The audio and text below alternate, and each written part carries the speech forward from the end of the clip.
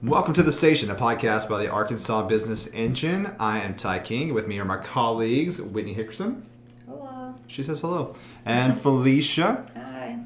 She says hi. And with us today, we have a special guest.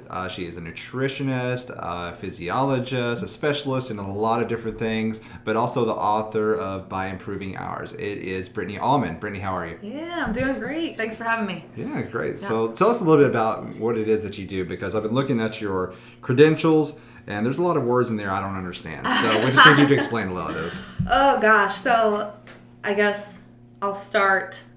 First off, I'm a postdoctoral fellow. That's my main gig. I wear many hats. But as a postdoctoral fellow, I do research in exercise physiology and nutrition. And I work at the Arkansas Children's Nutrition Center within the Research Institute. And so we're right down the street from the Children's Hospital. And I do a whole lot of research with pregnant women and with adolescents. So,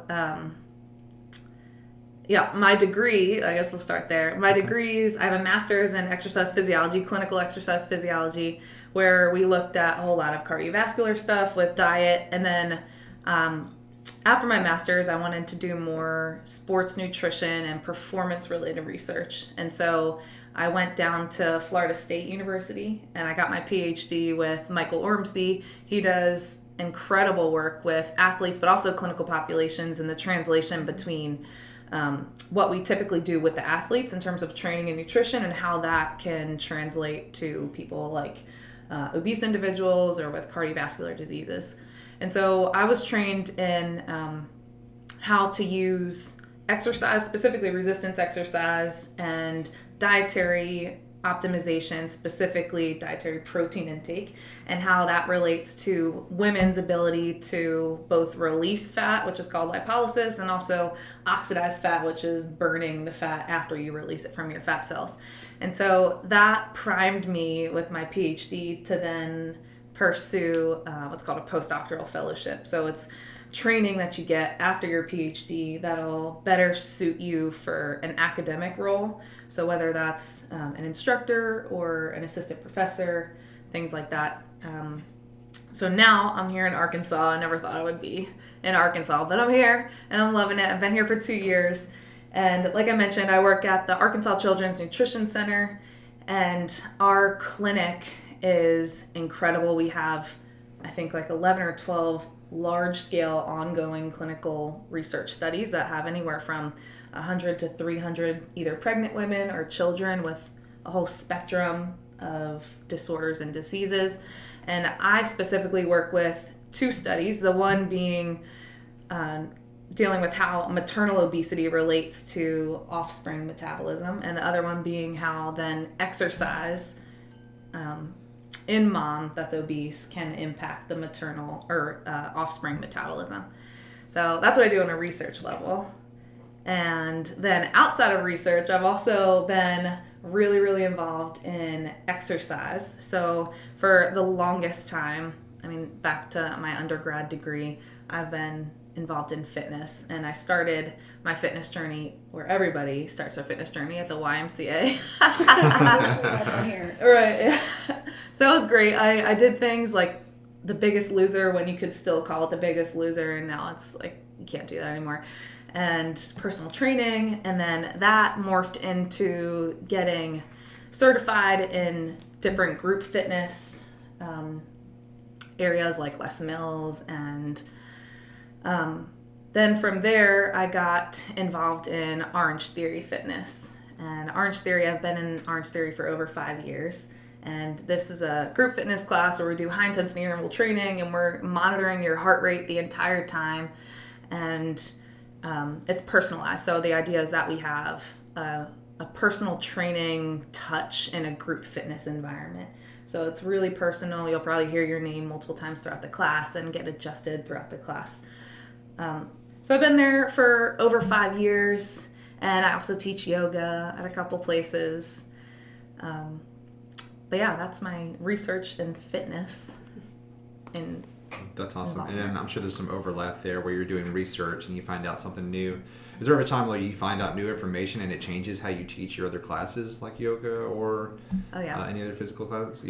So it like changes how you teach. Yeah. Because you got new information. Yeah, absolutely. And in fact, I think that's what sets me apart as a coach is that I have the knowledge to be able to teach the why behind a lot of what we do in both OrangeTheory and yoga. So biomechanically, we can talk about why we're moving our body part in one way, and then metabolically, why we're working out this way.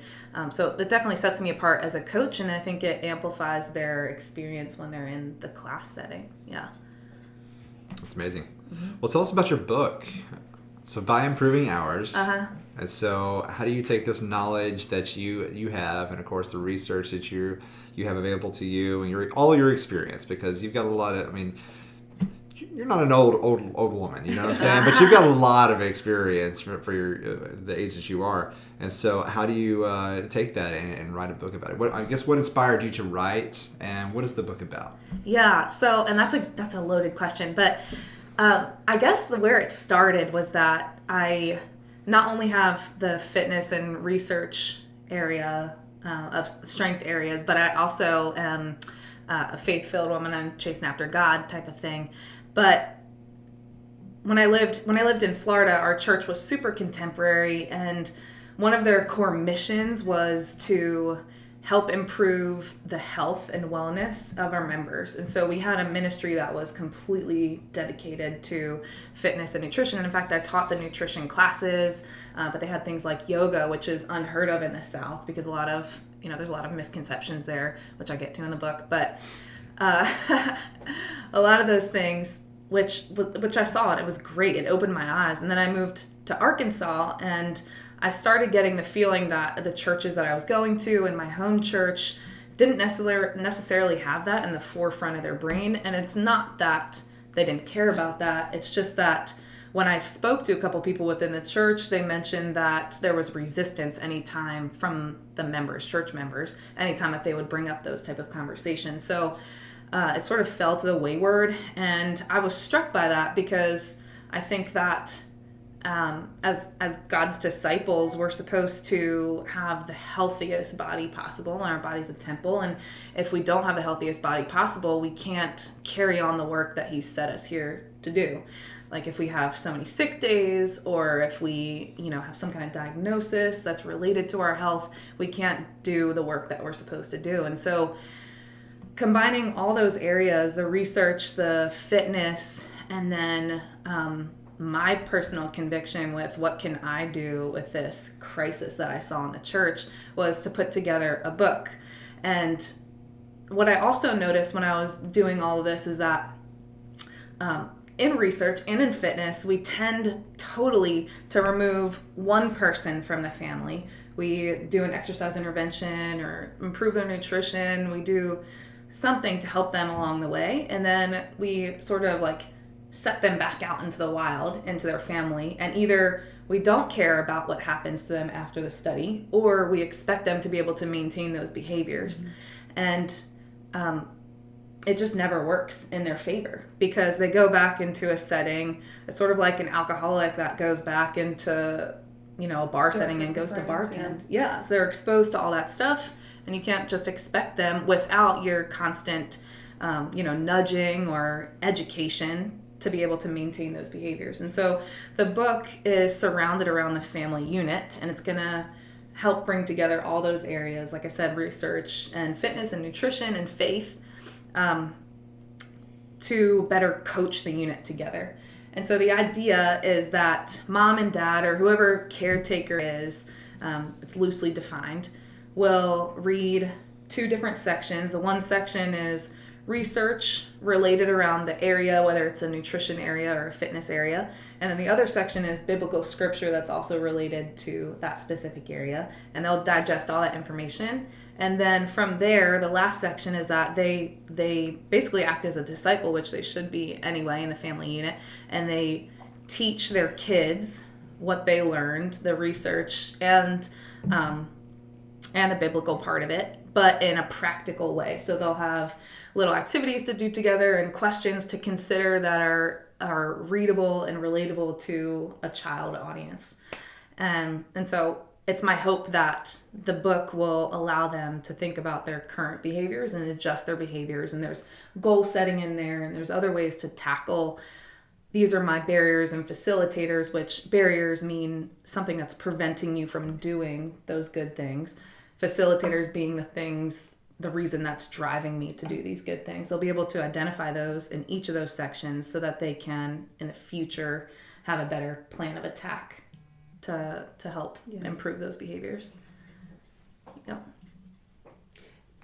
One thing that you said kind of struck me as interesting, and this is just kind of a tangent. I don't know how relevant it is, but I kind of wonder, you're talking about a lot of the churches say that, there's a lot of pushback on nutrition. And I wonder because, and I grew up in Texas and Arkansas. So growing up in like Southern churches, there's so much food culture around Southern churches, like potluck dinners and, big Sunday dinners after church and food. And there's food and fellowship. It's kind of like kind of intertwined.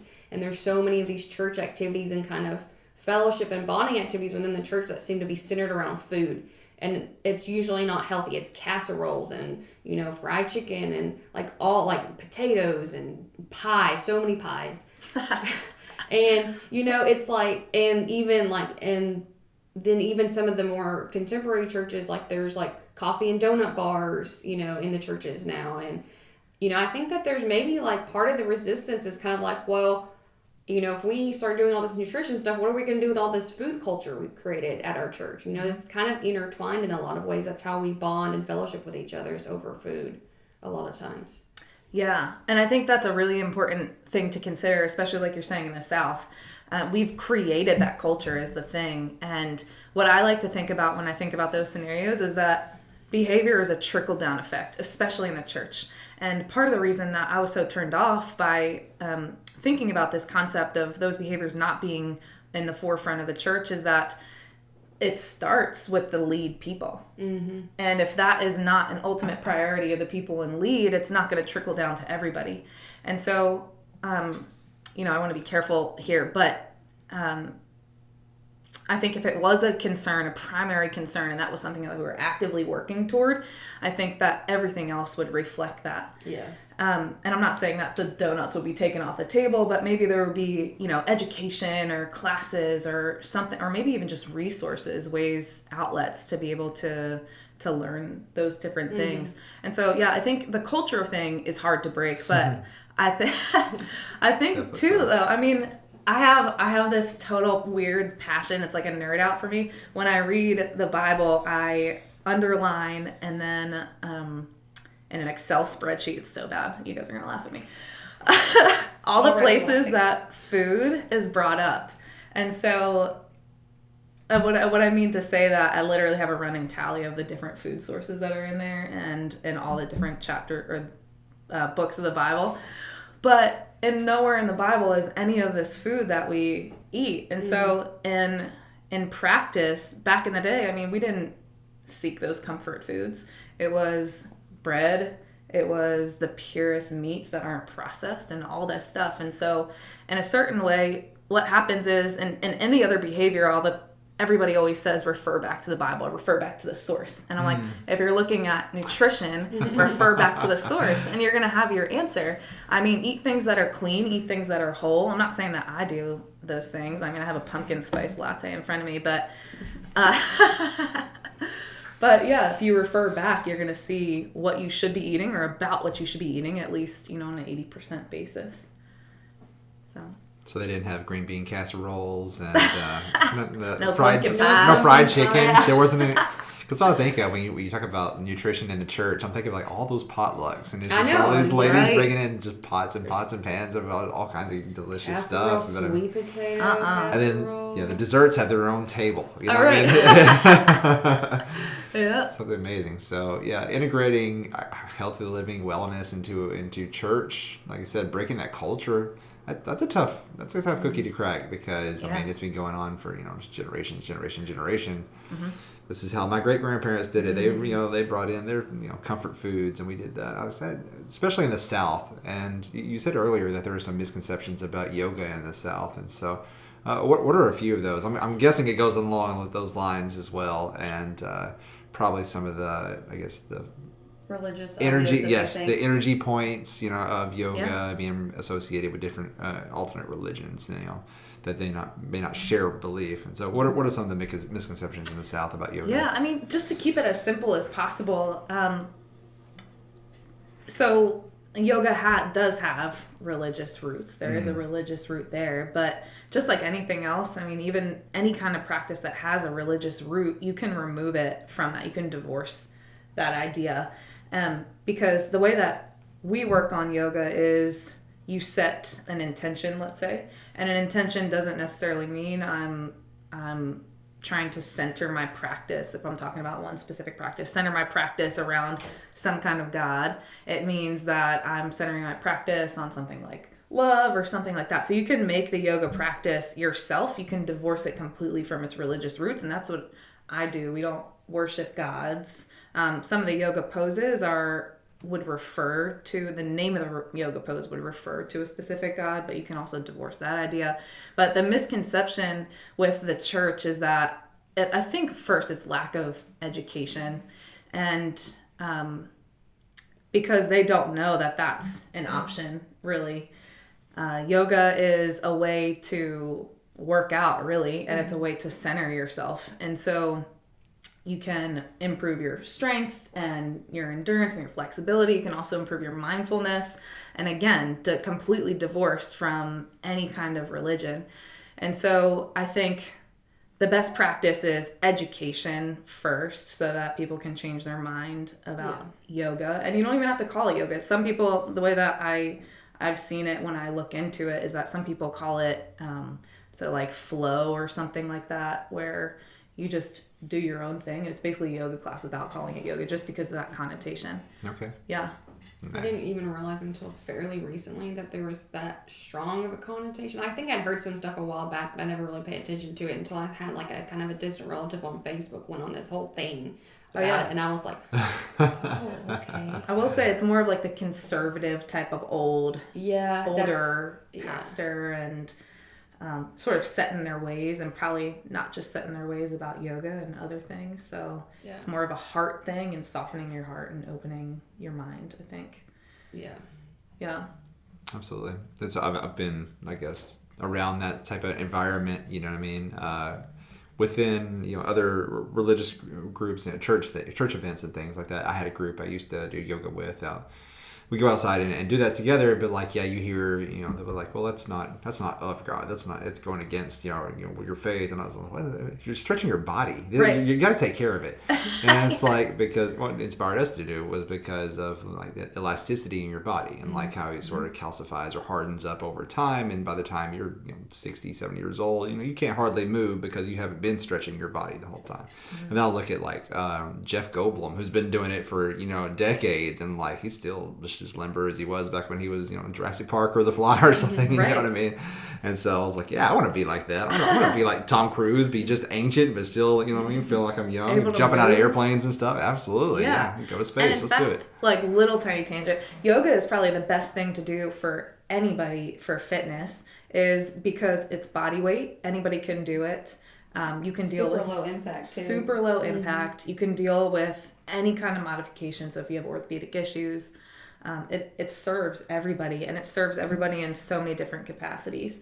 And so I think that's like the gateway drug to to really getting into fitness and nutrition and all that. Yeah. But I'm biased, so. That's awesome. So with this book coming out, I'm getting first half of next year. Is that what we're still looking at? Okay, so being published in the beginning of next year, which means it'd be great for people to go ahead, and the ones that are making New Year's resolutions, let's say, and so they want to get into a healthier lifestyle. I know COVID's put people in a place to where they're forced to be at home, and like they're finding new hobbies, they're finding new outlets, to expend energy, because they're not out to be able to go out into their favorite restaurants or go hang out with friends or whatever, because it keeps us, socially apart. For those people that have been at home, that have had a lot extra time to think about how to be healthier, how to be, better for themselves, and they're setting goals. What would you say were some good things to go ahead and set in place? Like right now, at the end of 2020, going into 2021, what are some great things that people should be putting in place that they didn't think about before? Yeah, so that's a good question. And I think fitness related, especially because, I mean, not only Arkansas, but worldwide, a lot of gyms have experienced closures. People can't go to gyms or they're uncomfortable with going to gyms, is setting up some kind of fitness routine in your house. And that can be anything you want. I mean, YouTube is a crazy resource. Yeah. You can do anything on YouTube. Hour-long workout Right. videos. Pop Sugar is Yeah, one Pop of them. Sugar is you great. can do I yoga, love it. you can do HIIT, you can Yeah. do all kinds of stuff in there. Yeah. Beachbody is another one. If you want to Exactly. just pay for a 3-month subscription, it's like $35. I don't work Right. for Beachbody. You can sponsor me though, because I do use your program. But We it's sponsor really good. Felicia. I mean, you can sit there and have all these videos at your disposal that you didn't ever have before. And you know, back in the day, you used to have to spend like $99 to get this program. It was just one, but now you have access to every single one of their programs. Yep. You know, Yeah. and so you have 30. I have to tell myself this. I think we've talked about this a few times on this podcast where, I don't have time to go to the gym. Yes, I do, because I had 30 minutes to scroll through social media, or 30 minutes to sit on the couch and think about the 30 minutes that I needed to go to the gym. And so you have time to, get on YouTube, like you said, something free, or if you have the budget to be able to do something like Beachbody on demand, or other programs like that, like you have the ability to be able to work out or just get outside with your kids. That's something that we've been trying to do now. The weather has cooled off, is just going for walks at night. And so that's been super nice to do that too, just getting out and moving your body. Yeah, and I think you said so many things that I'd love to talk on. So, yeah, this COVID season, I think, is a blessing for so many people because it's expanded the fitness world so many ways. I know at OrangeTheory, we now have a YouTube show where they do workouts online free. And you normally spend like $160 a month for a membership, and now you can see an OrangeTheory workout for free. And so the media outlets now for fitness are crazy, and it's all as a result of COVID. And so the resource thing is not an issue. It's not a limiting factor. And yeah, you're right. Another thing is that the kids are home, the family is all home in one space.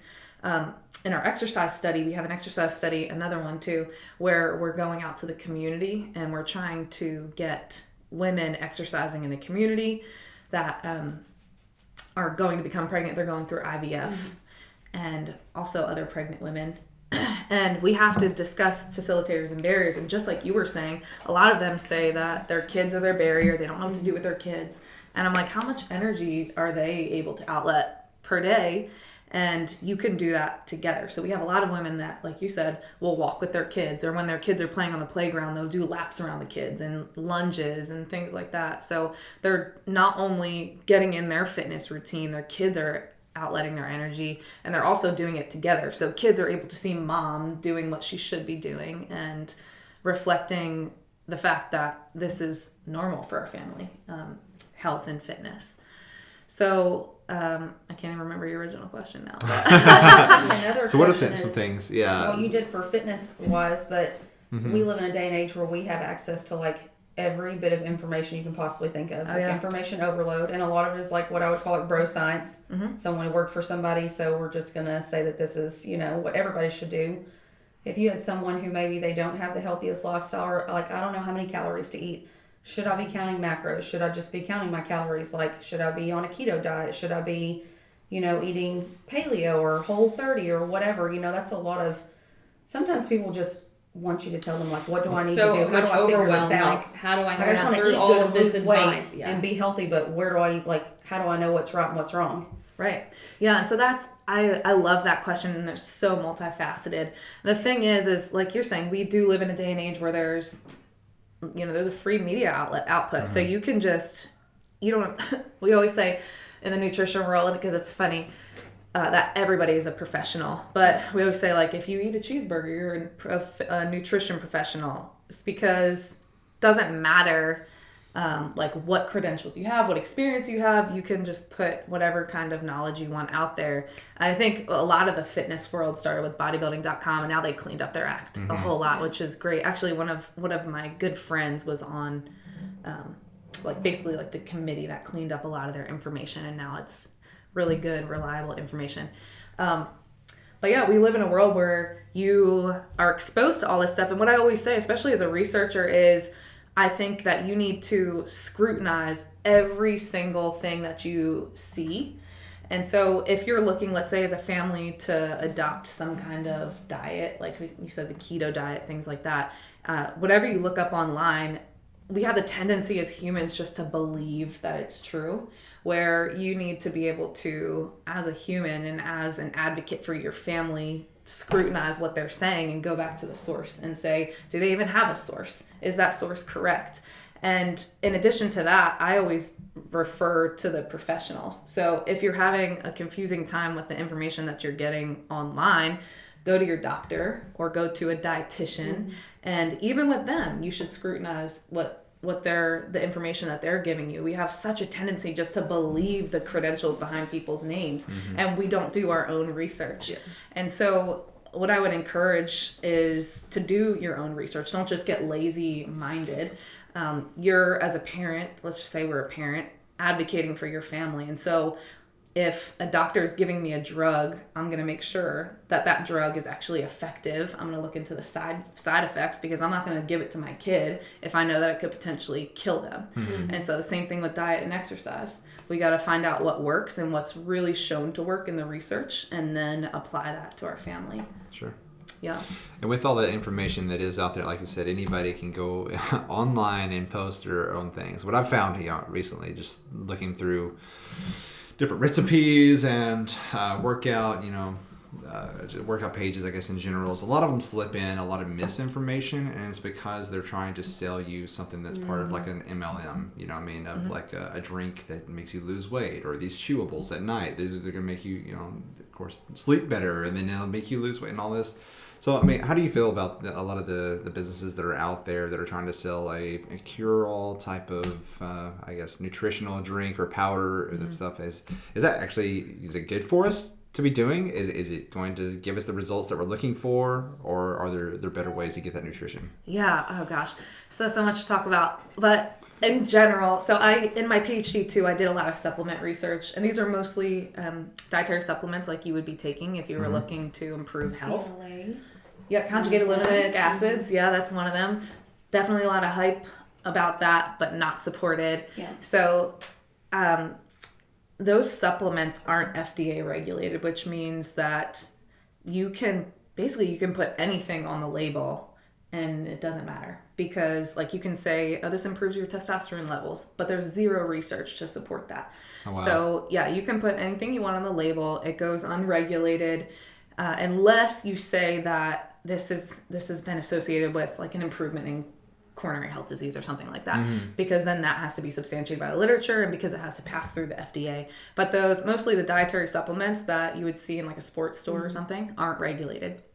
And so, like I said before, you have to be able to do your own research.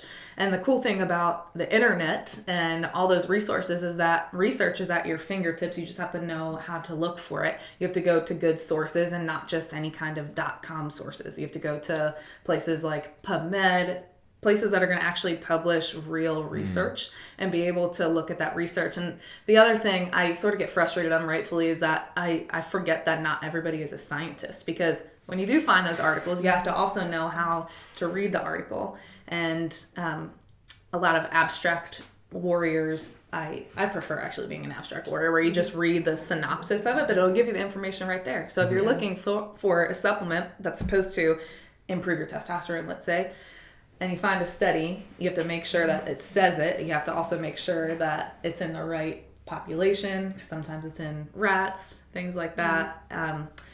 So yeah, scrutinize everything that you see. There's a lot of misinformation out there, and it's to make money. And it's a very good industry. It's such a good industry. Multi-billion dollar industry. They've done well on marketing and advertising. Absolutely. We actually did this is also nerding out completely. We also did a review of pre-workout supplements. Pre-workouts are stuff that you take before a workout, of course, and there's a lot of things that they're supposed to do. They're supposed to like improve your blood flow, deliver things that will help you improve nitric oxide, anabolic hormones, nitric oxide, yes, all the niacin things to help you get that burn and tingle in your muscles. Yeah. Yep. And so we did a review. This was in like 2017 of the top 50 pre-workout supplements. And we went through and all the supplement labels, we listed out every single ingredient that we saw on those supplement labels. And then when and if they reported how much of that supplement was in each of those respective supplements, how much of that ingredient was in those respective supplements. And then we went into the literature and we said, do each of these supplements, are they substantiated in the literature for what they say that they're going to improve? And what we found was that like 95% of those ingredients weren't. Wow. And even more, if the ingredients were supposed to improve those outcomes, the dose that you were getting within that was not near small. what you were going to get. Gosh. And we say in the supplement world that it's like the powerful four, the guaranteed four. It's caffeine, beta-alanine, creatine, and BCAAs, branched chain amino acids. So there's a very minimal pull with what's actually going to be effective in supplements, but you don't get that because you get the sales guy that tells you that you need to buy this supplement. Right. Yeah. So scrutinize everything. Yeah. Yeah, with my pre-workouts, we looked at that because you can go to GNC or Walmart or anything, and there's just a shelf full of all of them. And so we started just doing creatine on its own. That's it. And then if we did BCAAs, we would just use them on their own, like their own brand, that it was just branched chain amino acids that they have in there. It was just a creatine powder, and then you created like your own concoction. And then for caffeine, like in the morning times, I would just take like a double shot of espresso. That's all you need. And that's really all that I needed just in make the a morning stiff to cup get of going. coffee and you're ready. Yeah. There was no point, because there were a lot of times where I'd take it and my fingers would tingle so, like my whole body would just tingle. But I would have like the worst crash you could possibly ever imagine afterwards. And I was like, this is awful. But I feel a little bit of energy when I drink espresso, so why not just do a double shot of espresso on an empty stomach? I'll go do my, my HIIT workout or my cardio in the morning time, and I was fine. Get real crazy. So I think that sometimes people just, well, this person's doing it and look at their body, so they must be working for them, but they don't realize that they put hours and hours and hours. Like if you just looked at The Rock, right? Like I think that I've watched the YouTube videos and documentaries on him. Like he works out like hours upon hours upon hours a day. Right. He eats thousands and thousands and thousands of calories. You could look at him and be like, well, I'm gonna go to the gym and lift for an hour and a half, and I'm gonna, eat these meals and take all this stuff, and I'm gonna look like that. No, you're not gonna look like that, because he trains. That's his whole life. He's supported by other things that help. Yeah. Yes. We all had the like, time and money for professional trainers, professional Someone who cooks for nutritionists us. and a cook, and someone to kind of plan out our meals and our nutrition and our workout regimens and our and kind of hold us accountable, and we're just going to do that spend a lot of time focusing on that. Sure, we could all look great, but most people don't have the time or money to do any of that. Mm-hmm. And I think that's another place where I think trainers have really, having personal trainers and coaches have really hit off, I guess, or taken off. Is I think there's so much information that people are confused. Mm-hmm. And so I will go pay the money for someone to just tell me what to do, because I can't figure it out on my own. But I like what you said, how just because you have a personal trainer doesn't mean that they have any idea what they're talking about in terms of nutrition. Mm-hmm. Right. And they could take just a class that certifies them, and a specific type of nutrition that they can offer, and they're giving you a 1,200 calorie diet, and that everybody gets the same diet, and you just eat whatever you want, eat this egg and protein shake or this tuna sandwich and a salad or something, and hit 1,200 calories and you're good to go. But nutrition and fitness is not cookie cutter. It's not what works for you may not work for me, and what works for me may not work for Whitney. Yeah. But it gets confusing, to even sit there and say what should you do to suffer through all of this information. And some people are just like, I just can't. There's so much information, and there are some studies that are good studies by the Institute of Health that have an outcome or result that shows what they're looking for, and then the same study by somebody else can support their size, and then they contradict each other. And then you're like, well, which one is it? Because I did my research, but now I'm even more confused because which one's right and which one's wrong. Yeah. And so I think that that's where personal training has really picked up a lot, because people are like, I don't know. You're supposed to be the professional, so just tell me. Yep. Yeah, no, and you mentioned a good thing there too, because research, it is. And if you're looking into one thing, it's like one paper says this and the other paper completely refutes it, and that's all research, basically. But especially in the exercise and nutrition world, it's like you said also, is that it's not a one-size-fits-all thing, and you do have to do a little bit of troubleshooting with what works for my body. Like me, I'm like pushing 190 pounds. If you're gonna cut that one out, but I also my body works better with weight training, and I am strong, and I know that, and I can sprint, and long distance stuff just doesn't work for me. Endurance type of stuff just doesn't work for me, and so I know that my body takes better to it, and genetically speaking, I'm the same way too. I mean, I look at my parents. My dad was a really good athlete. My mom was a cheerleader. Wasn't really an athlete, but but it's in your family. And in fact, just a little aside, we have a mouse study coming up where we genetically engineered rats. It's rats to be more likely to either run on a wheel or be sedentary. So literally they're hardwired for one behavior or the other. And humans are the same. So you can in utero program your child to desire to work out more or desire not to. We have a human study also that's looking at obese parents and how that affects the ability or the desire for their child at like 5 to 7 years old to be physically active.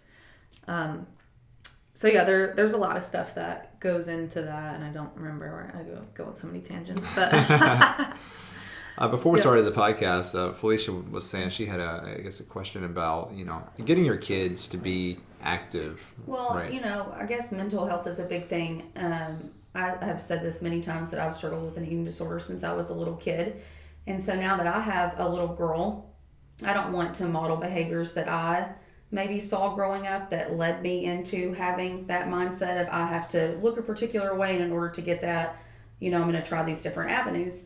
And so how do you go about, maybe if you have a child who's overweight, you hear people say, don't tell them you're going on a diet. You're just, changing, you're just having a new lifestyle. And don't tell them that they need to step on the scale, but at the same time, you need to know if your child weighs 200 pounds, are you losing weight, not just by your clothes, but are we sitting at a good, healthy number? I don't like BMI. I don't like that kind of thing. It's hard because someone could tell you that you're like obese, but you're not. You look fantastic, right? But if someone just looked at your height and your weight, they'd be like, well, this girl's got, a 40% BMI, and so she's super obese and needs to lose weight. So how do you tell your kids that may truly be obese or overweight, and I'm sure that they know it and they feel it, like they feel like this isn't, I maybe don't look like other kids my age, like I can't run without getting winded, or I can't, wear clothes that I wish that I could wear. How do you tell them, like, we need to adopt new lifestyle changes without making them feel like, I don't know, I guess just telling your kids like you're fat and you need to lose weight, How do you go about You don't want to that give your kid a complex, right? Because that's the whole thing. You We're don't want trying to to model daughter healthy into behaviors. and men have eating disorders too. But particularly for women, because that's always been kind of a big thing. Like, how would you tell your daughter, like, hey, I think that we need to try new things, or we need to maybe not eat so much, like they're just, I'm hungry, I want something to eat. And how do you tell your children, like, you are getting too big and you can't have that bag of Cheetos, or you can't have that candy without telling them, like, you're fat and you can't have that. Yeah, and I think you said it in the beginning of your question. It's all about modeling. So what you do, the kids are going to be more likely to do, and how you approach the subject, kids are going to receive that when they see it. So if you're talking about those behaviors, like you're dreading it, like, I don't want to go to the gym, I don't feel like working out, I don't want to eat this carrot or whatever it is, then they're going to more likely take on those characteristics too. And so the conversation first needs to be modeled by you. So if it is an overweight situation, first off, let me say, I'm not a parent, so I have no idea. But in the context of the family unit and the research that I've done and that we see is that you have to approach it together. And this has to be a we situation. So we're going to make these changes and explain to them the why too. And it's a perfect segue for the book too, because that explains like how we're supposed to do this together and what it should look like. Because you're doing these practical applications where you're teaching them how much they should be eating, what they should be eating, and then we're spooning it out together, for instance. Like, this is what it should actually look like. We're cooking together, and this is what it actually should look like. We're working out together. We're being physically active together, and this is what it should look like. So it has to be a we conversation so that they understand that this is actually the normal. And the hope is that the family unit can change, but it's also that when you do release them into the wild, like in school situations, that they've seen that in the family situation so often that they actually scrutinize the other behaviors when they're in those situations. Like, is this what other people are doing? I'm glad I'm doing it this way, type of thing. So I think that's probably the easiest answer, is that it does have to be a we. So what you're telling me is no more can I be like, ugh, no, I don't want to go to the gym. I have to tell it in my head and be like, okay, let's go Yeah. to the gym, children. We're so excited. we are to juiced go up. to the gym. Yeah. I am so excited about this carrot. Can you believe that we're about to have this delicious thing? I've had the carrot on my mind all day. Yes, I'm I'm ready. thinking about you all Craving day that carrot. long.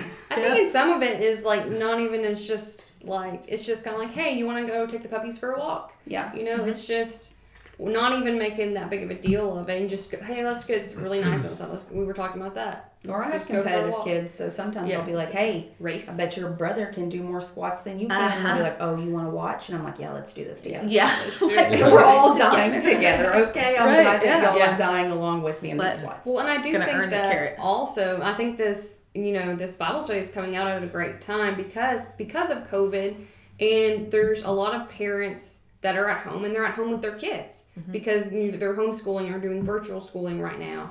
And I think this, this could be an excellent opportunity to incorporate some extra education on health and nutrition and fitness into, you can almost like kind of make it like a part of the education. And even if your kids aren't homeschooled, like you can still build that in. Like we're learning about, I'm learning with you. I'm learning more about how to eat healthy too, and let's fuel our bodies and make ourselves feel really good. But if you're doing virtual schooling, you need to be doing kind of some health education anyway. Well, they have nutrition And- courses in home ec. Yeah. And that's a good way to segue into that. And so I think that could be this could be a great supplement for whether you're doing homeschool or not. It'd be a great supplement to their, health and nutrition and physical education that they're getting through the school system. Yeah, and I'm glad you said that too, because from my understanding, a lot of schools are actually eliminating those things. So PE is almost non-existent, and the nutrition that they're getting, if they're getting any, is non-existent. And so it can be does tough. has to be from the family unit. I mean, if it's not in the school where they're spending most of their day, it's got to be in the family unit. So I think you're right. We've got a client who does virtual group fitness classes, and she's trying to actually getting into some of the schools in Little Rock with her classes. And so whether the kids are doing virtual school, they can log in and do the virtual fitness, or if they're in school, she'll teach from they'll be in the gym all spread out, and she's teaching from the computer. Oh, I love that. So wherever they are, and they still get to interact with each other, even if they're at home, because it's a group fitness, but it's just virtual. And so I think that's a really cool concept, and I hope that other schools are implementing that, because a lot of the after school programs are getting eliminated. Some of the PE programs are getting eliminated. If your kid is at home, I saw a whole conversation about their kids' PE teacher was wanting them to do videos of them doing squats or something, and they're like, I don't really feel comfortable doing having a video of my kid doing these things or whatever. But it's there's kids that if you're doing virtual school or homeschool, what is the PE situation look like? So as parents, I think it's we need to be during this time especially conscious of my kid. I will say that, be the first one to say that during this whole all summer during COVID, she was not as active as she normally is, because we're not doing much. We're at the house, and then we're not going out as much. And so I think that it is important now as parents to really be conscious of the behaviors we're modeling and kind of what we're teaching our kids, and kind of helping them make sure they stay active. Yeah, absolutely. And what I thought of this one thing when you were talking too, I have this conversation often, and I would like to get your input being parents is, I have this conversation because it goes along with our society today being so tech savvy and obsessed with our phones, is that I feel like the perpetuation of this more sedentary childhood is partly driven by electronics, not only on the kids' end, but also on the parents' end, because parent is so obsessed with their phone, is so obsessed with their computer, their tablet, whatever it is, that we've lost the art of play. And so mom or dad can't put their phone down, and they're at the park and they're just on their phone while their kid is playing, and they're just not involved in that. And I say that to I said it to my sisters last, because we were at the beach not long ago, and I was playing with my niece, and we were just having a good time, like running on the beach. And I brought up the conversation because I was like, y'all, put your phones down. Like, we're here as a family. And I didn't even think they realized it. They recognized they were doing it.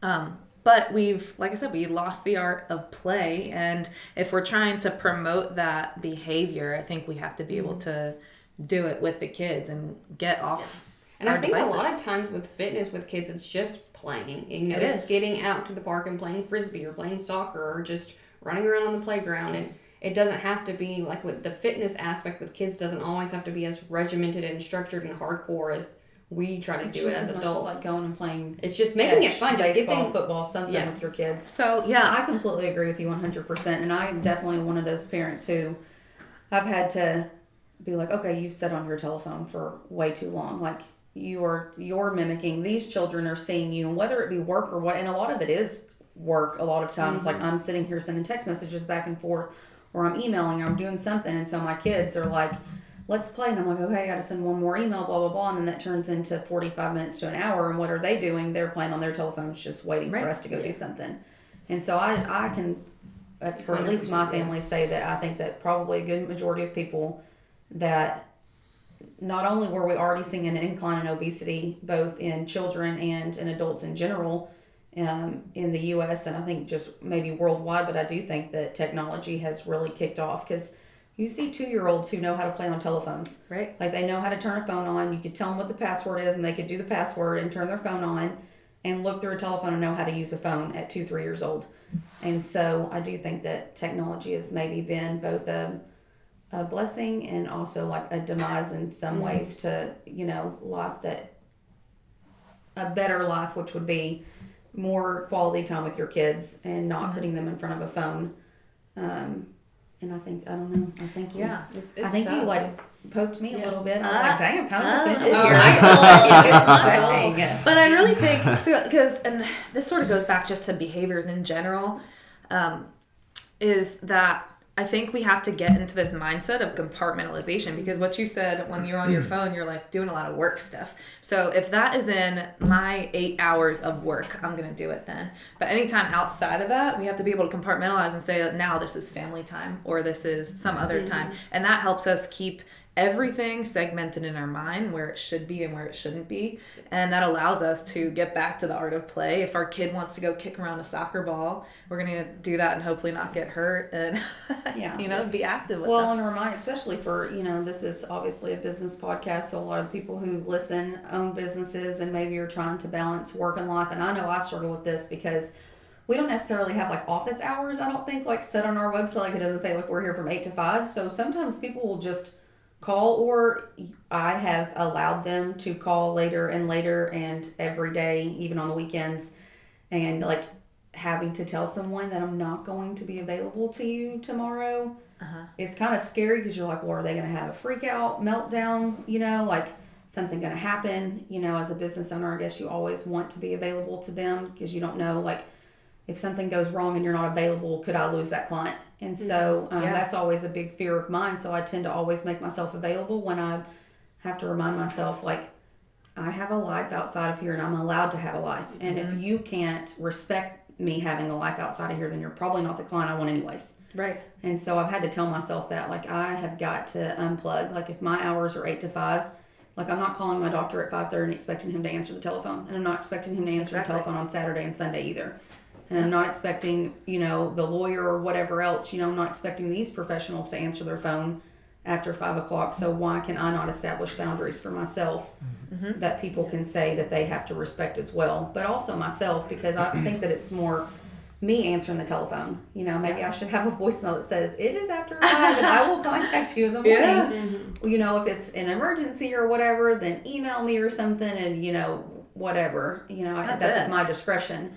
But I do think that that's been a hard thing for me to juggle, being a single mom and then having this business that we started is having like that work-life balance. Yeah, and I think that's, especially for women, it's hard because we want to do so many things and balance so many things. But I, this past year, started that compartmentalization where it was like I'm working during my specified hours, not only because it's going to keep me sane and I can have my stuff on the outside or the outskirts, but also it increases productivity when I know that I can eliminate all those other external sources during that time when I'm actually supposed to be working. And like for me, I've dedicated my morning, sometimes even up to 10 a.m. for 3 things. So I work on my mind, do like some sort of meditation or stretching or something. And then my God, I always do Bible study, and then my body. So I work out. And those hours in the morning are mine and nobody can encroach on that time. And as long as I get those done, everything else can fall into place work-wise. And so that compartmentalization has increased my productivity so much, but it also has just freed me from feeling like I need to do anything, which is weird to say. Because I think, again, as women, we have that mindset where it's like we have to do all these things and we need to be able to reach out to this person and do all that stuff. I'm like, I don't need to do anything. All I need to do is keep breathing. And, the hours that I have to work are the hours that I'm going to work. Yeah. So. And I think that it's like, I've tried really hard with boundaries too on, working hours, but I've also had to realize that, hey, because I'm a business owner, I can be flexible in what I can define what those hours are. Because, like a lot of times, we're having to leave. We're not here till 5 because we're having to leave and go pick up kids from school and deal with that. So, but that doesn't mean that after I put her to bed that I'm not coming back and finishing my work day. So I get to define, and sometimes I work better in the evenings anyway. And now it's quiet, kiddos in bed, and I can, just kind of sit. That's when a lot of moms are most productive, actually, when their kids sleep. I think working moms get really used to, there's a lot of moms I know who work from home and they're like working during the kids' nap times and all that kind of stuff. So I think that, you, like, if you can, like, you can define, like, if you have that flexibility, just know that it's okay to define that however it works for you and your family. Oh, yeah. And the other thing with boundaries that I try to gotten where I'm trying to set expectations like these are my normal hours, and you may hear from me off hours because I may be working on a night or a weekend, but you don't have feel free to contact me anytime, send me a text or email anytime, but these are my normal hours. So if you contact me outside of those hours, I'm not necessarily going to respond until the next day.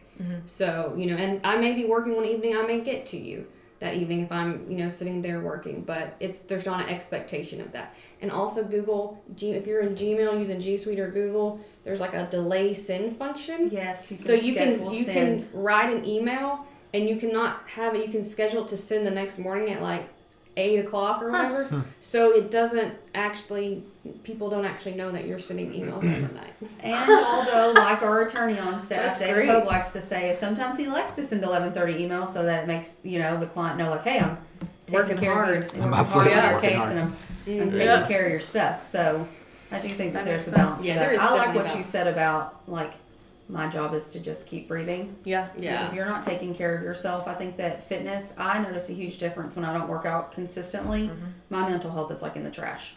And when I don't eat like I should and I'm just eating trash and like Oreos or like Cheetos or whatever else, just nothing good, then I don't have the energy and just not even in a good headspace. And when I balance all those things and I'm active in some way and I'm eating better, I perform better not only at work but also for my kids. Like I'm actually able to be present and be more mindful and not just so sluggish and just tired and whatever else. So I do think that that's a really important, we forget that like we are just as important as everything else in our lives, that we are. Like I as a person am just as important as everybody else, and I shouldn't be putting myself on the back burner. No, you're right. And I think, and I talk about this a little bit in my book, but we were literally, our bodies it's basically a ball of muscle, and muscle's main responsibility is to contract and relax. And so we have this innate drive, and we should have this innate drive just to move. So like sort of what like you were saying before, it doesn't have to be structured exercise, it can be physical activity, but we have to make sure that we're able to balance movement and good nutrition, because we're literally composed of stuff that is supposed to support those habits.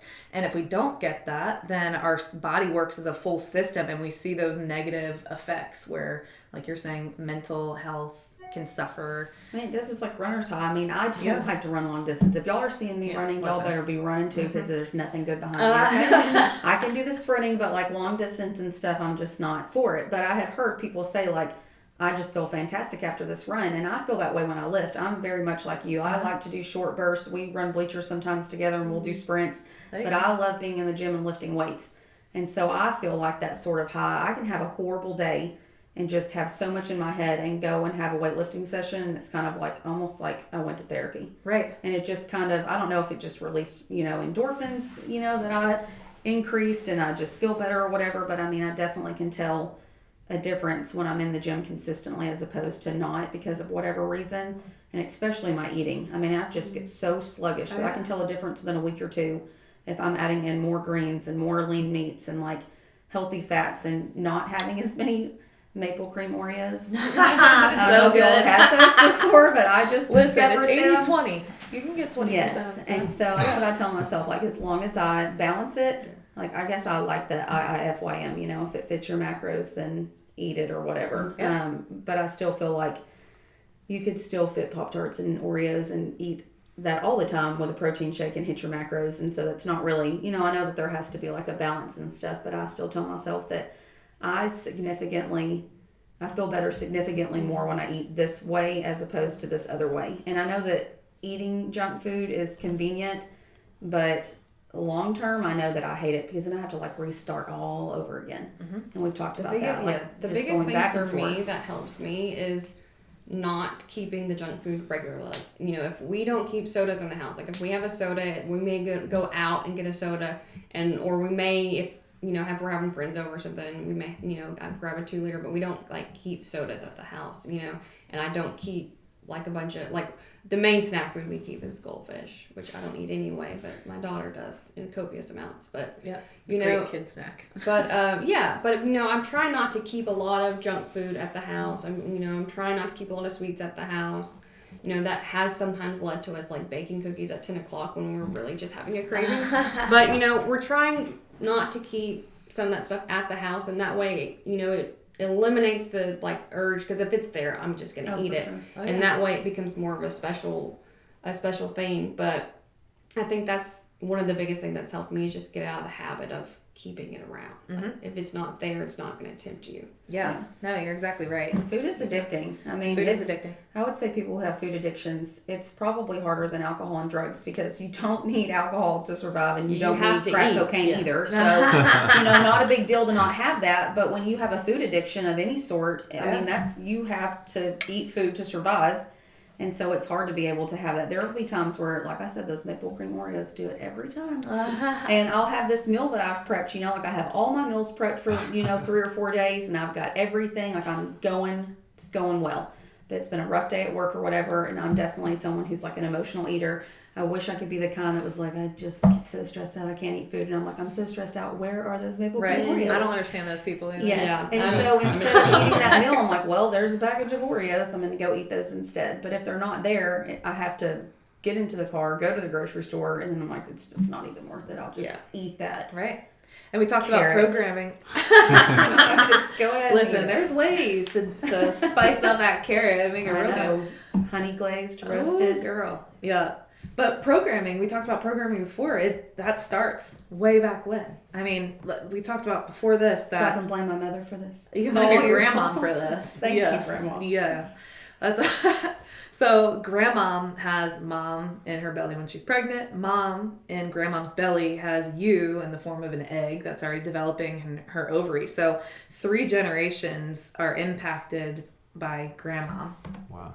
Her generation, mom's generation, baby's generation. And this goes from physiology, where we're seeing that metabolism, like fat oxidation or fat burn, and all those things are affected, to body composition, where we're seeing babies born to overweight and obese moms are more likely to develop obesity or be born small for gestational age or large for gestational age. It can go either way. And then also behaviors. So mom that has a habit of binging things like Oreos and all that. I'm thinking every Oreo when Right. I was pregnant. And I'm like, Soft oh pretzels. no. Oh my god, you couldn't keep soft pretzels. Girl. I can't. Oh, I'm from Philadelphia. Yes, I did. I Soft had pretzels to with make some beer cheese. I was like, y'all. Oh, I yeah. had to make soft when I was pregnant. I had to I needed homemade soft pretzels, and I was like getting out So that good. KitchenAid. They're so Uh-huh. good. Is So it good. Annie's? Annie's pretzels Annie's, or whatever? Oh yeah. my god. I couldn't find any when I was pregnant, so I made them. Well, that's okay. I was that determined. I had to have a Six soft packs. pretzel. Yeah. Yeah. So, but yeah, you Yeah. program your kids' behavior. So when they pop out, they're more likely to eat those foods, but they also have a drive to eat those foods. So they're more likely to eat sugary foods and all that. And in fact, we have a study going on now too. It's just all a huge cycle. We have a study going on where mom obesity is related to kids' metabolism. But what we're seeing is that the kids' metabolism is also impacted by mom, the breast milk composition. So if mom after birth continues in bad dietary habits, isn't really active, her milk is going to reflect that. So she's going to have higher long chain fatty acids that are more difficult to metabolize for the baby. And so they're going to be preferentially stored as fat. And that's where we see this whole cyclical pattern of obesity, because every step of the way is affected. And so we have to intervene as early on as we can so that we can stop this generational cycle of obesity. Yeah. That's awesome. It's crazy. Well, that's But good it's- information, especially it is for women who are expecting to get pregnant or wanting to get pregnant. Uh-huh. That, you know, you don't hear that. Your doctor doesn't tell you like, hey, I want you to know that those Twinkies and Oreos that you're eating, like, you know, you need to cut back on it because that's going to affect your child when they're 8, 9, 10 years old. Your child can thank you at 20 when they're crying about their weight. Yeah. That a lot of that came from you. Or like, why can't I naturally crave vegetables and things like that, like, you know, someone else? And that may be because of your parents, because of what they chose to eat. So that's good information to have.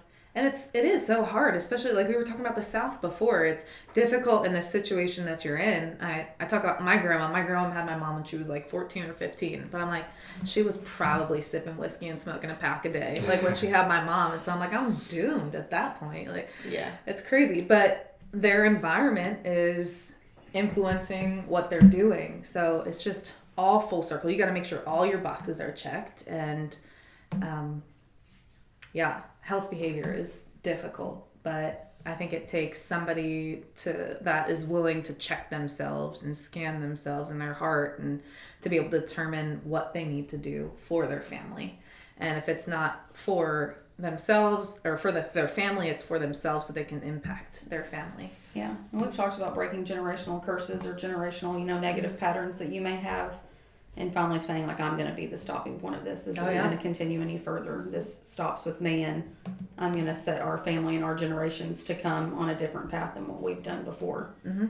And that's hard, you know, because you've got a long legacy of maybe not so good things, and you're being the one who, in the midst of all of your family who's still doing all these things, saying that I'm going to choose a different path for myself. And there's a lot of resistance to that. Oh, yeah. Especially with food and stuff, you know. Even going back into the Bible, food was obviously associated with celebrations and things like that. I don't think that's anything new. Food has always been, if you go to a funeral, there's food. If you go to a wedding, there's food. If you come to a work meeting in here, sometimes there's food. Like, I mean, everything that we do is related to food, but I think it's always been like that. Mm-hmm. But I think that you have to remind yourself that food is fuel, mm-hmm. and that you still have to be able, I think that there's a good balance of being like, I can still go and have my kid's, you know, cupcake at his birthday party, but that doesn't have to be in my life every single day. Mm-hmm. You know, that I've got to have things that sustain good health so that I can be 90 years old, not sitting on 17 different medications because of the lifestyle choices that I made when I was 20 and 25 years old. Yeah. And that's my goal, is I don't necessarily need to be like a size 2, or I don't need to be 125 pounds. I'd like to live to 90 and 95 and still being able to be active and traveling and not being on 15 different medicines and bedbound. Yeah. You know, and that's my depiction of what good health is. That I'm not sitting here laid up in a chair because I can't do anything because my health is so bad. Yeah. And a lot of it is choices that I made whenever I was younger. Yep. And it's funny that you say that, is because we are finding in the research that you can like unprogram yourself. So there's this area of research called epigenetics, which is basically any lifestyle habit that you pick and you take on can change your genetics.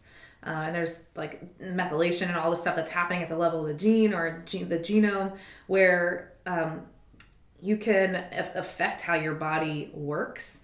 And it's more difficult for people, let's say, that have an issue with being overweight or obese, but you can do it and change your body. And the thing is that you have to be able to maintain those behaviors. So if you do it with exercise and nutrition, which is likely the case, you're going to have to be able to maintain that forever. But there is a way to flip the script and say that grandma, mom impacted me, but I'm able to change it, literally Take change it control at the genetic of your level. own destiny. Yeah. It's crazy. Well, thank you so much for coming in. I think we Yeah. learned a lot, and we had some really good discussions. And Yeah, thanks for I having think everyone just needs to like wait with bated breath for that book to come out and that Bible study, so they can get themselves and their kiddos on a really good, healthy path. And we'll have links to all your relevant sites and social media and anything like that we can direct people to get more resources. Yeah, great. Thank you so much for having me. Yeah, It was a thanks really for fun coming. conversation, Yeah. for sure. Absolutely. Yeah. I'm glad to have you.